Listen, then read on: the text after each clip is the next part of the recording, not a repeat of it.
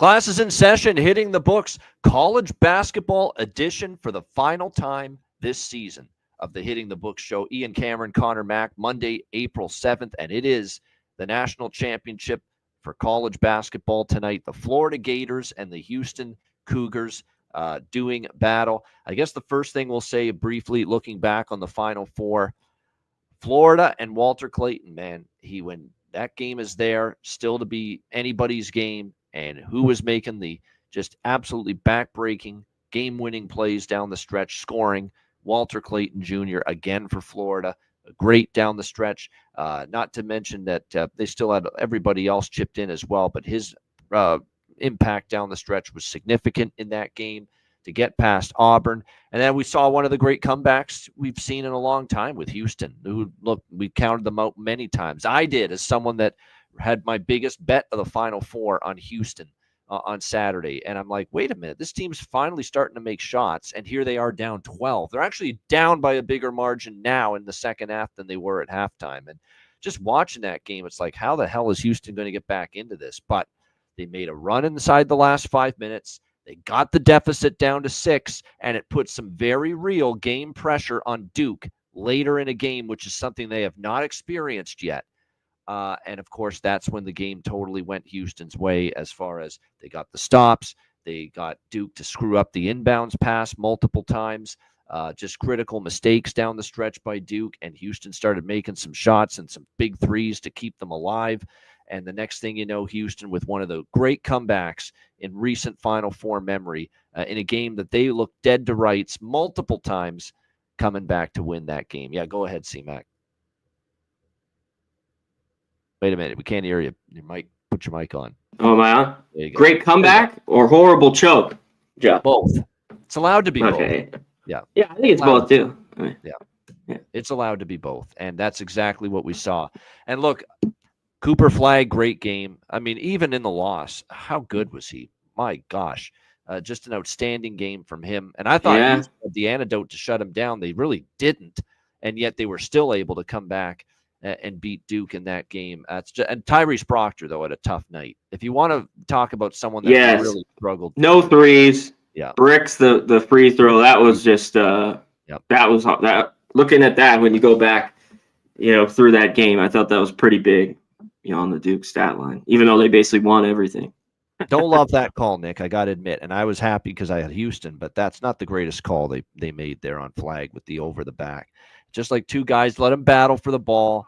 It's close. It's in the final seconds. The game's on the line. I would have liked to have seen them kind of, and that certainly played a role in Houston's ability to come back and win as well. But at the end of the day, Nick, and people bitching about the refs for, the people that are the Duke, backers and Duke fans saying, the refs kind of, don't give me that shit. You get the whistle all the time this season. If you're a Duke backer, and you had a good whistle most of that second half. Look at some of those calls. There were some.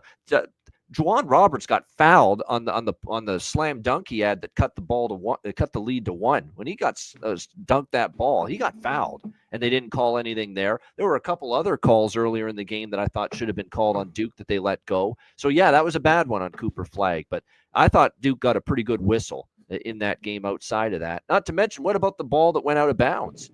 They claimed it was a kick ball. It went off Duke. It wasn't even close. That ball went off Duke. And they said it was Duke basketball. They didn't give it to you. Yeah, off the foot there between the legs. Yeah, I mean, exactly. During that game. So I can't listen to the Duke fan bitch and complain about missed calls and bad calls. At the end of the day, maybe score more than once. One made basket in the last 10 minutes, because that's what happened.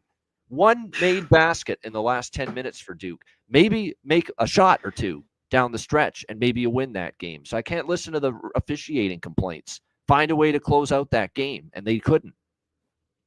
Yeah, they couldn't. I thought the officially in the first game was a little bit, especially in the second half. I mean, Florida started hitting shots like you talked about with Clayton, but I thought it kind of got a little weird. There's a lot of whistles on Auburn. I don't know. It's got the flow of that kind of got out of hand. But hats off to Florida. They played well again second half.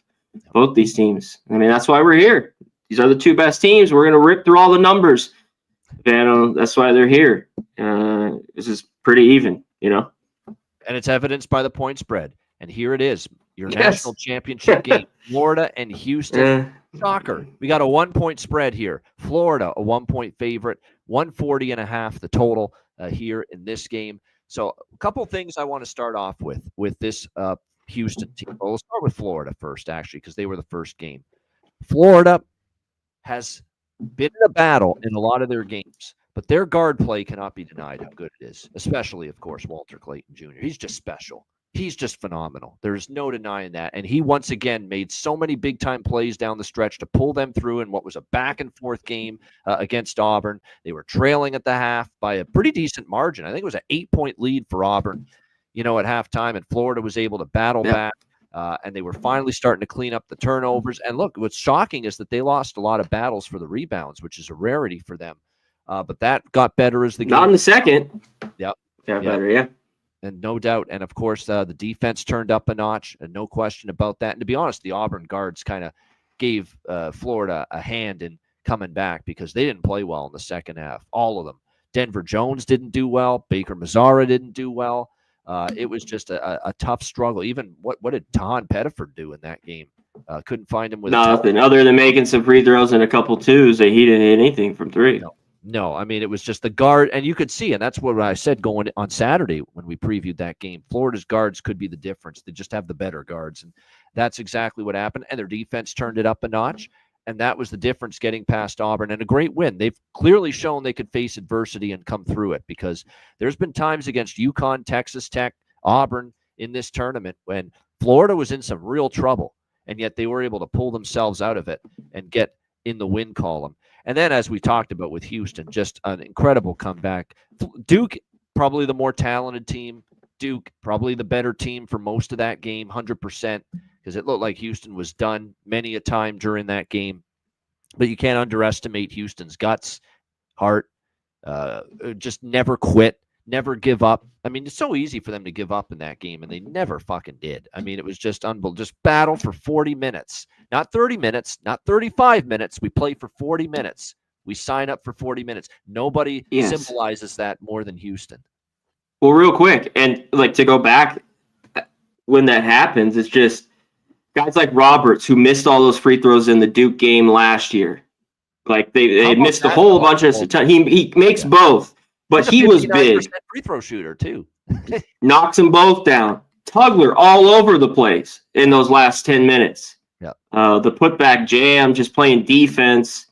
And that should have and been he'll be big tonight. Like I said he got fouled. Yeah. Yeah. But they played great. They never get up in the press. It just kind of got the Duke there. Everything just gets out of whack. But man, that was shocking to see that the Alamo Dome it's just kind of silent. I mean, it would go crazy there, but it was just so just a wild fucking game. I thought it was great. Just an incredible game. Both games were terrific on Saturday. You couldn't have complained about the quality of both games.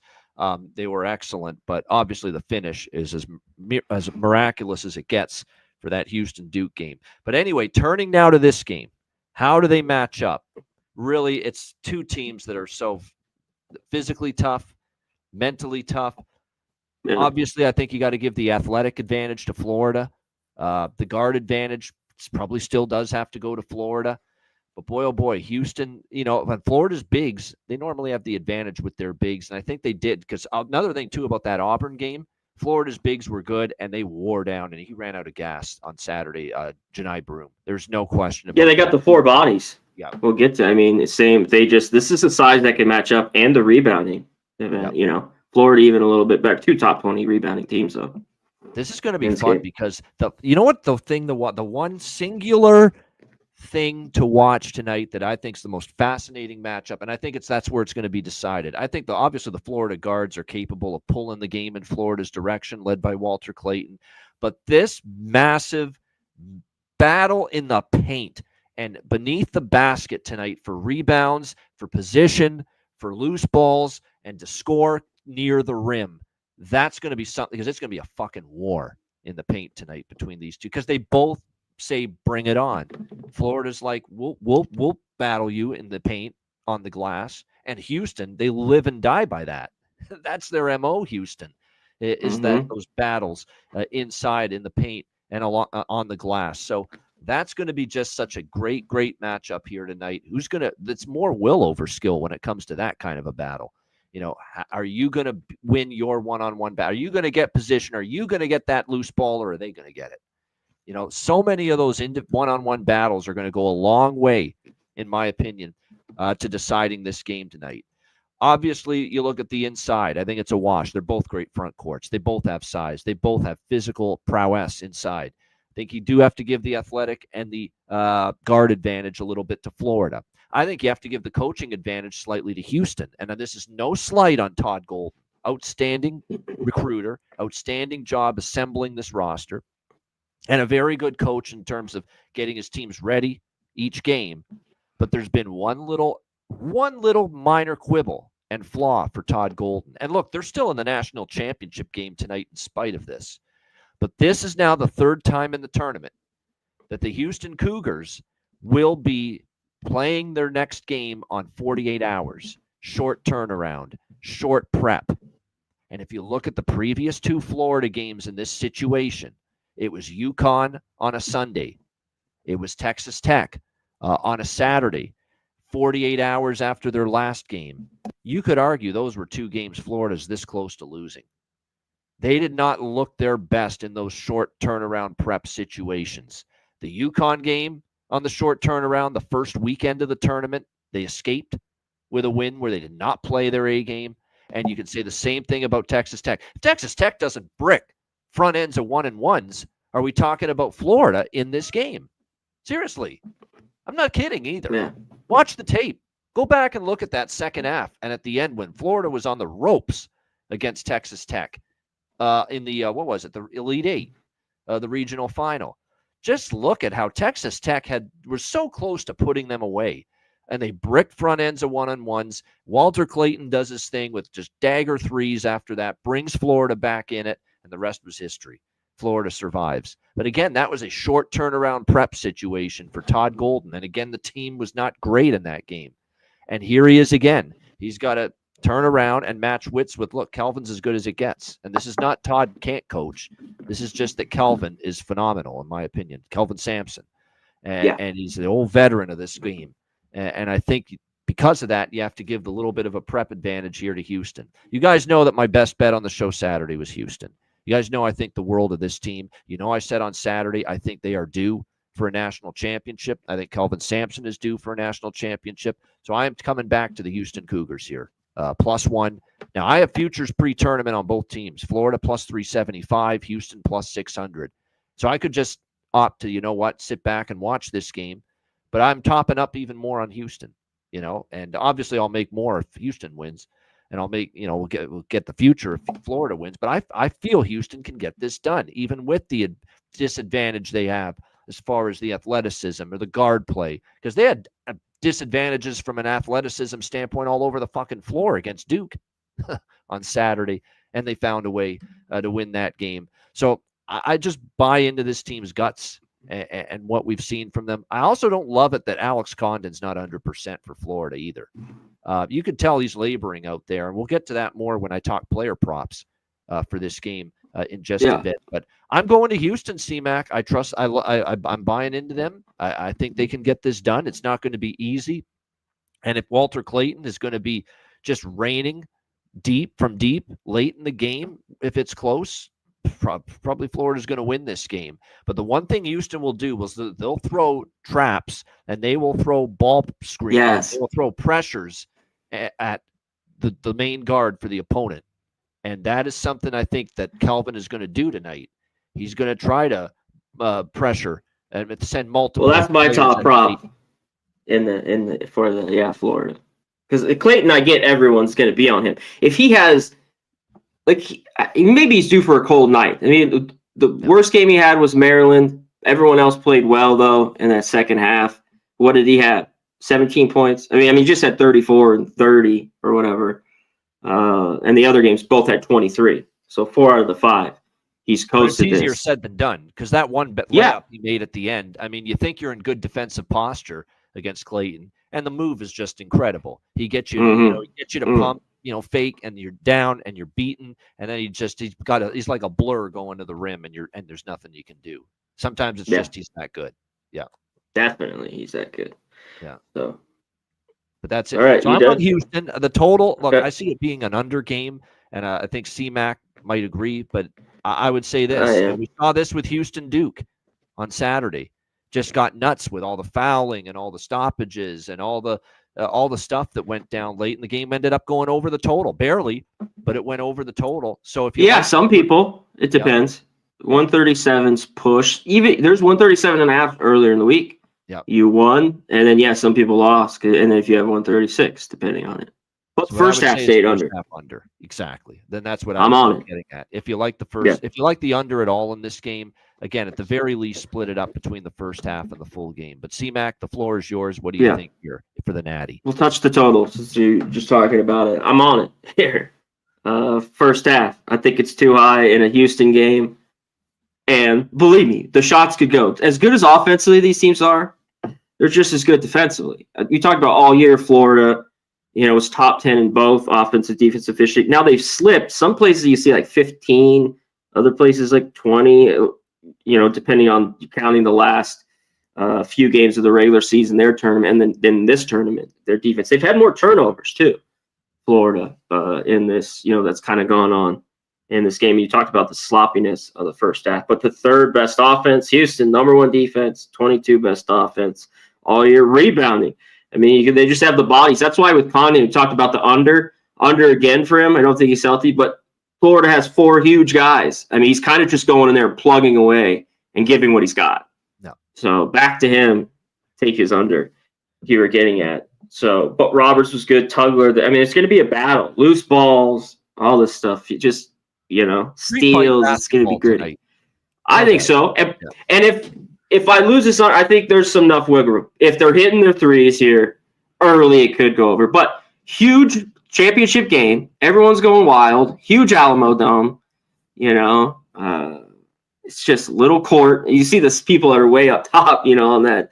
I saw some of those, like, why even buy a ticket when you're fucking? It looks like the size of a pea, the basketball court from where they're sitting. Just teeny. Yeah, the ball really does. Yeah, the court is already tiny. The ball, I can't fucking see it. So, and I think this is a game who you like. You talked about, like, I think Houston's been a little bit better first half.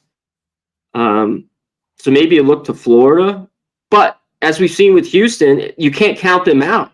Like, if they're down, I want them. Like, if Florida's up here at like 8 or so at half, it would be all over Houston because they can be right in their game. And the defense starts ratcheting up because they play a full 40 minutes. This team just doesn't give up. They're here. They should have the crowd. Both teams are having both. But, of course, they're right down the road. I mean, it should be loud as all hell there. I think this is just and pace-wise, lastly, Houston, we know 360 out of 364. Florida is faster, but I think Houston kind of brings them to their level. I mean, could they get up and down in this game? Possibly, but I really don't see it. Not too much. Maybe it spurts, it happens. And these teams we talked about, great three, and both these teams are great defensively against the three. The numbers. So it's like all these things are kind of clashing. And when I get to a game like this, unless you just love this team and you're betting them, I don't see a ton of value. Like when I saw value in like 2016, Villanova was +2, 2.5, their first championship against North Carolina. I thought I love them in that game. How about Baylor? We did that, 4 years ago or so. I thought that was insane. Gonzaga was -4.5. Fucking nuts. And that was one that I had a lot on. Baylor, the 4.5 in the money line. And I thought they're the best team in basketball on both sides of the ball. So this one's a little bit of a flip. So I'll be definitely looking live in this game. That's it for me. We'll hit the props. I have a prop that I really like as well. We talked about the Condon under. But there's a few props I think people should take as well. Go ahead, hit it. Yeah, as far as props, actually, you know what? I actually ended up betting a few more props than I thought I would because as you guys know, I have not bet many college basketball player props this year. It's just too much other stuff to do. I don't really focus on. But this is the standalone game. It's the last game of the year. I've now seen all these teams play so many times. I have a good idea what teams can and can't do. I think this is a great game for rebound props. I really do. These are some of the favorite props on tonight's game are just targeting rebounds. Yeah. I think there's going to be some shots galore. Yeah. I don't think it's going to be easy to come by a clean look tonight on either side. And I think there's going to be a lot of opportunities for rebounds. Two on each side that I like the most for rebounds. On the Florida side, Thomas Houck is a guy that I think is becoming more of an impact. His number is only 6.5. It's a little bit lighter. He's been starting to climb into that 7, 8, 9 rebounds per game area lately. And he has been not shy about contesting those loose balls in the paint. So I think Thomas Houck, and he's played better and better and better as this season, as this tournament's gone on. So his over rebounds, I think his over points too, because his offense has really become more of a focal point for Florida, especially with Condon hobbled for the Gators. So, yeah, he's been a little bit more offensively for sure. Yeah, Thomas Houck has really stepped up. So over 10.5 points, over 6.5 rebounds with him. I think Ruben Chinyelu is the other guy that can be a difference maker on the glass. We're only needing 6 rebounds out of him, over 5.5 rebounds at -140. I think he's the guy with Congdon. Look to him. Yeah. Yes. Oh, yeah, certainly instead of and the recent numbers bear that out. Chinyalu's been more of a rebounder and difference maker on the glass for Florida than Condon. And that makes perfect sense because Condon's been banged up a little bit. So, yeah, Chinyalu for Florida. And then on the Houston side, give me the guy that Kelvin Sampson talks about as like a second coach on this team. He's been here longer than anybody. Juwan Roberts, he's like one of the de facto leaders of the team outside of Kelvin, of course. Like Sampson has said, is almost like having a second coach with Juwan Roberts. I think his rebound prop is my favorite of all. Juwan Roberts over 6.5 rebounds. I think he's going to be a beast on the glass. He is the guy that has been here long, desperate to get a championship, wanting it so bad. And that is obviously where he can make his biggest impact, defense and rebounding in particular. That being said, with the way Florida plays and shading a little bit more to the backcourt, Sharp and Cryer, don't be surprised if Roberts, I think this is a night where his offense could, and he's going to have a little more confidence shooting the free throws after those incredible 2 clutch free throws he hit at the end of the Duke game. So I'm going to take a shot he can go over 11.5 points, Juwan Roberts. I really think in this moment, with his veteran leadership on this Houston team, he's going to be a guy that's going to say, you know what, I'm not going to be denied now that I'm this close to the national title. So his points and rebounds over I like. And I'm going to give a sprinkle on the double-double for Juwan Roberts, plus 700, 750 at some spots. All he needs is 10 and 10. Could he get 10 rebounds? I could see it.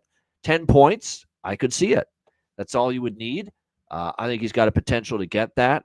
He is the guy that is, like I said, been among him and Sharp. They've been here forever with this Houston team. And I just think Juwan Roberts brings that. I'm the veteran leader of this team. That type of performance in this kind of a big-time game because he's got that DOG in him, that dog. And we certainly saw that the other night. And then I would say Joe Tugler over 5.5 rebounds would be the other one I'd be looking at for rebounds on Houston. Obviously, we know he can be just a terror inside. So those are definitely some of the props I'm interested in. Cryer, I would go more to the made threes at over 2.5 than his points because I find a lot of his points are threes. And we certainly saw that Duke the other day. So not that he can't go over points, but Florida will put some kind of defensive focus on him. I would say the 2.5 threes is what I would prefer more with him. The player props, Connor, you said 1 or 2 that you like. What do you got? Yeah, you talk about Cryer. I think, it's like the points, but when you've seen it, when he gets that, it's the 3. It seems like he hits 3 or more. Like it's just when you go through the numbers, pretty just consistently. Get to 3. Yeah, that happens. This guy. Yeah, I mean, he won the championship we just talked about a little while with Baylor. With him, he's got to be big. When they've been at their best is when he has good shooting nights, of course. So he's got to be big. Of course, everyone does national championship game. Clayton is the number 1 guy. I think I'm worried he just finally has the bad shooting night. Houston, I think, wins big, but this kid has just been so good all year long. But I'm going to go. I think they're going to try to get after him, like you talked about, a little bit, double him, try to do his the best defense in the country. So I went with Martin, the guy who's just been so consistent. And another guy was at the Final Four 2 years ago with FAU. Man, I gave this out yesterday. I was talking on the radio. I got 12.5. There were 11.5s, minus 130. Fuck the juice. I went with 12.5. It's even money there. He's hit this in 28 of 38 games. He's hit in 4 of 5 here in the tournament. The other game he had 10. I think it was the Tech game.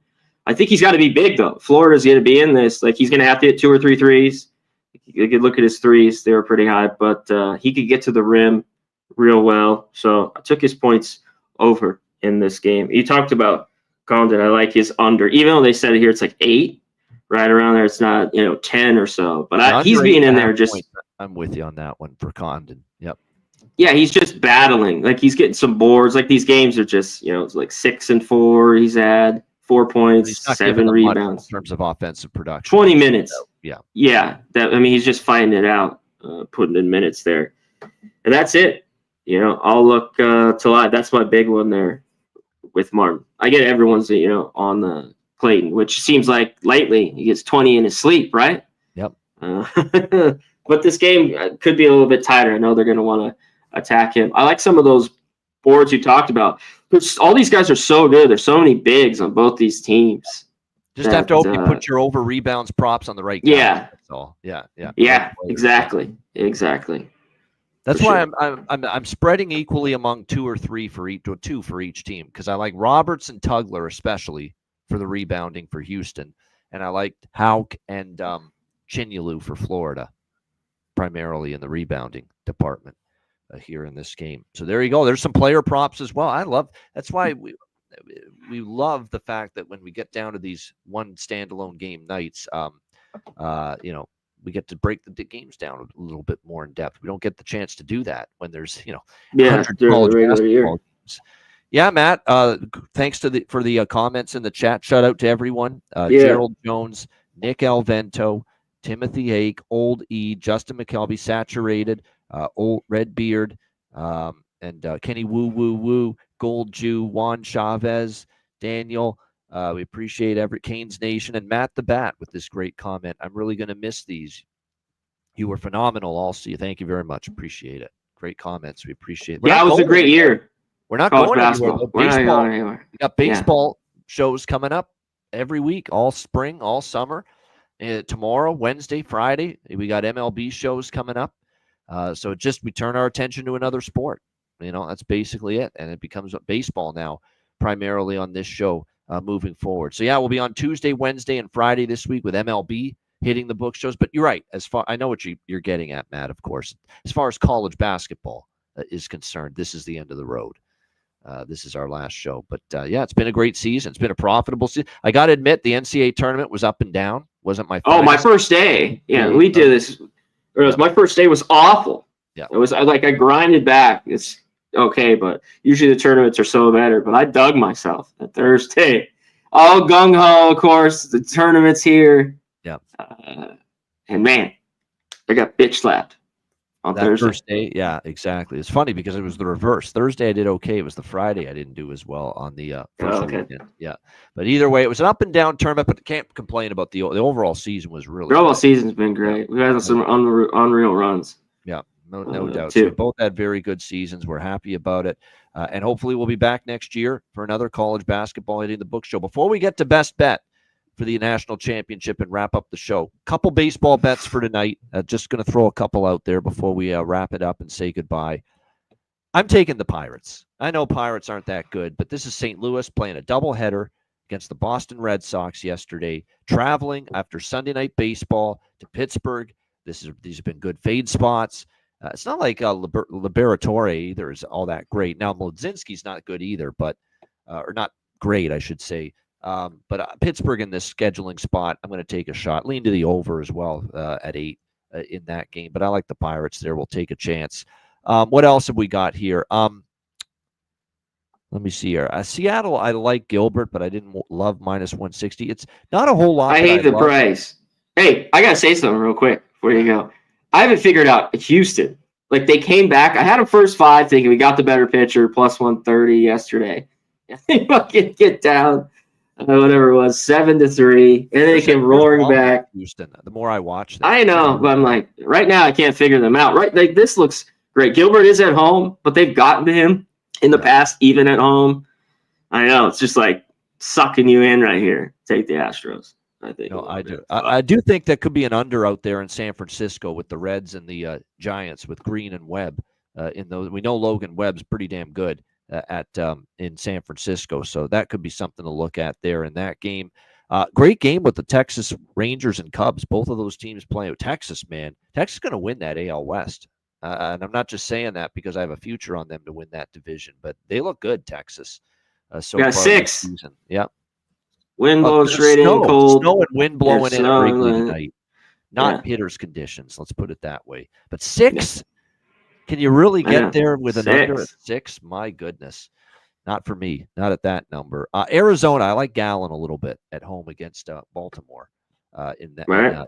Just because he's better at home. And then the one I like, if I had a best bet in MLB, San Diego Athletics over 8.5. They've got these totals. That's mine. That would have been mine. Their team total. That's mine.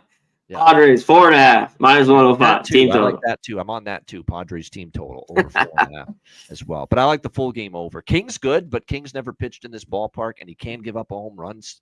That's once in a while an issue for King, and that ballpark in Sacramento that's been giving up home runs like crazy so far. And another thing too is look what the Athletics gave up to the Cubs in the 3 home games they had. Their first 3. I know. I believe like double-digit runs or 9 runs, and all you need is 5 out of San Diego, and they're pretty good lineup to go over the team total. And Severino is not someone I trust. He was not good in his last start for the Athletics. So, yeah, that whether it's Padres team total or full game over, I like both of them in that game. Padres team total over, full game over with Padres and Athletics there. As well. There you go. Little MLB. We'll get to the full MLB card tomorrow on Tuesday's show, and we'll break it down game by game like we always do. So make sure you join us for that. Time to wrap up this show. And our wait, before we go. Yes. We talked Padres. That's it. That's really it for me on the MLB. But I'll give you the Jacks. Jose Ramirez got it done. Big 650 on Friday here. I'm going with the guy, massive number. I think I had his RBI last week, but I think the setup is good because Eflin here on the road. You talked about like the D-backs. One of the other games I thought could see maybe some runs. My favorite was Padres, A's, but Naylor here in the 4-hole. No jack so far to start the year. He's been all right. He's 2 for 4 off Eflin's. One of the perfect matchup for him that he feasts off right-handers. So RBI's plus 200, the Jacks plus 650. I think that's a steal. And the 2 guys, I just took them both. Merrill's so red hot, plus 450, and Machado plus 475. Yeah, their RBIs are solid as well, but I think those guys, the matchup is real good versus Severino. We already talked about. We like the team total. Yeah, that is it. I just wanted to throw those out there. There we go. I like it. So we hit the jack. Always good. Yeah. Hey, it's never a bad time to recommend a couple home run props as well. No doubt. So there you go. Always good to get that. Big plus price and take a shot with some of those. All right. This is it for college basketball, our very final college basketball show for the season and our very final best bet segment for the college basketball season. C-Mac, we'll start with you. Best bet. What's it? I gave it to you. First half, under 66.5. That's it. Defense. And then I think in the end, loose balls, toughness, rebounding, and a big shot or 2 wins it, the offense. But under first half. All right, good stuff. And my best bet, look, you shouldn't be shocked by this. I'm going back to Houston. They were good to me Saturday. Look, Florida's a great team. Walter Clayton Jr. is going to be big time at the next level. I get it, and they've got athletes galore, but there's something about this Houston team. There's some magic there, that defense, that culture, that toughness, and that grit. I just think they find a way, like they did Saturday in one of the great comebacks against Duke. Houston, +1 versus Florida in the Natty. Kelvin Sampson gets his championship. There you go. Best bet for the national championship game. Shout out to everyone in the chat. We can't thank you enough for joining us, not only for college basketball, but college football. This is it for college sports until college football comes back around in August. But now that we've got this dedicated channel, we're going to put some college football conference preview shows and videos together. Like a couple. We'll put something together a little bit maybe at the end of August. Yeah, we'll definitely do a few for sure to get you ready for the season. But shout out to everyone in the chat. And this will be an MLB show, essentially, hitting the books for the next few months. So again, shout out to everyone in the chat. Hit the like button on the way out. For Connor Mack, I'm Ian Cameron. Have a great Monday night. Enjoy the national championship game. Thanks for joining us all season on college basketball hitting the books as we transition to MLB hitting the books. 3 more shows this week, Tuesday, Wednesday, Friday, breaking down the MLB card. MLB hitting the books. Join us tomorrow, 5 p.m. Pacific, 2 p.m. Pacific, or 5 p.m. Eastern, 2 p.m. Pacific on Tuesday for the MLB edition of Hitting the Books. Until then, class dismissed. Peace.